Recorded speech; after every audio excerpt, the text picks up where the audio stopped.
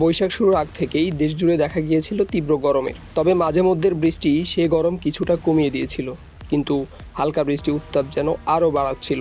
এমত অবস্থায় সারা দেশে বৃষ্টির সুখবর দিল আবহাওয়া অধিদপ্তর। সংস্থাটির অনুমান, সারা দেশের বিভিন্ন স্থানে ঝড়ো হাওয়া ও বিদ্যুৎ চমকানো সহ বৃষ্টি বা বজ্রবৃষ্টি হতে পারে, এমনকি কোথাও কোথাও শিলাবৃষ্টিও হতে পারে। বৃহস্পতিবার দেওয়া পূর্বাভাসে এমনই তথ্য জানিয়েছে আবহাওয়া অধিদপ্তর।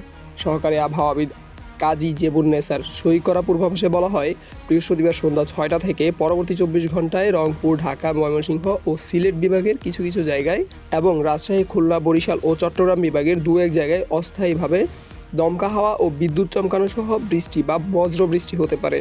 একই সঙ্গে কোথাও কোথাও বিক্ষিপ্তভাবে শিলাবৃষ্টি হতে পারে। এ সময়ে সারা দেশে দিনের তাপমাত্রা সামান্য বাড়তে পারে এবং রাতের তাপমাত্রা সামান্য কমতে পারে।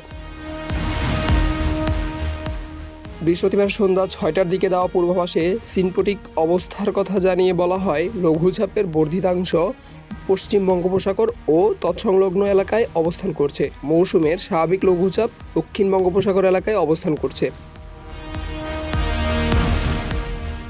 পূর্বাভাসে বলা হয়, আজ শুক্রবার সন্ধ্যা 6টা থেকে পরের 24 ঘন্টায় রংপুর, ময়মনসিংহ ও সিলেট বিভাগের কিছু কিছু জায়গায় এবং রাজশাহী, ঢাকা ও চট্টগ্রাম বিভাগের 2-1 জায়গায় অস্থায়ীভাবে দমকা হাওয়া ও বিদ্যুৎ চমকানো সহ বৃষ্টি বা বজ্রবৃষ্টি হতে পারে। কোথাও কোথাও বিক্ষিপ্তভাবে শিলাবৃষ্টিও হতে পারে।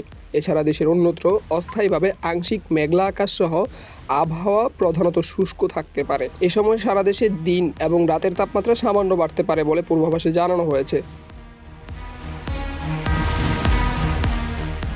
আগামীকাল শনিবার সন্ধ্যা 6টা থেকে পরবর্তী 24 ঘন্টার পূর্বাভাসে বলা হয়, রংপুর, ময়মনসিংহ ও সিলেট বিভাগের কিছু কিছু জায়গায় এবং রাজশাহী, ঢাকা ও চট্টগ্রাম বিভাগের 2-1 জায়গায় অস্থায়ীভাবে দমকা হাওয়া ও বিদ্যুৎ চমকানো সহ বৃষ্টি বা বজ্রবৃষ্টি হতে পারে। কোথাও কোথাও বিক্ষিপ্তভাবে শিলাবৃষ্টিও হতে পারে। এছাড়া দেশের অন্যত্র অস্থায়ীভাবে আংশিক মেঘলা আকাশ সহ আবহাওয়া প্রধানত শুষ্ক থাকতে পারে। সারা দেশে দিন এবং রাতের তাপমাত্রা প্রায় অপরিবর্তিত থাকতে পারে।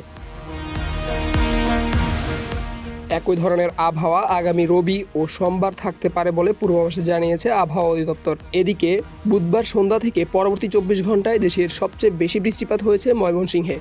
এ সময় জেলাটিতে 46 মিলিমিটার বৃষ্টিপাত হয়েছে। আর এ সময় দেশের সর্বনিম্ন তাপমাত্রা রেকর্ড হয়েছে রংপুরের রাজারহাটে 20 ডিগ্রি সেলসিয়াস। আর সর্বোচ্চ তাপমাত্রা রেকর্ড হয়েছে কুষ্টিয়ার কুমারখালীতে 36.5 degree Celsius. Abdullah Mamun, news desk, public Tribune.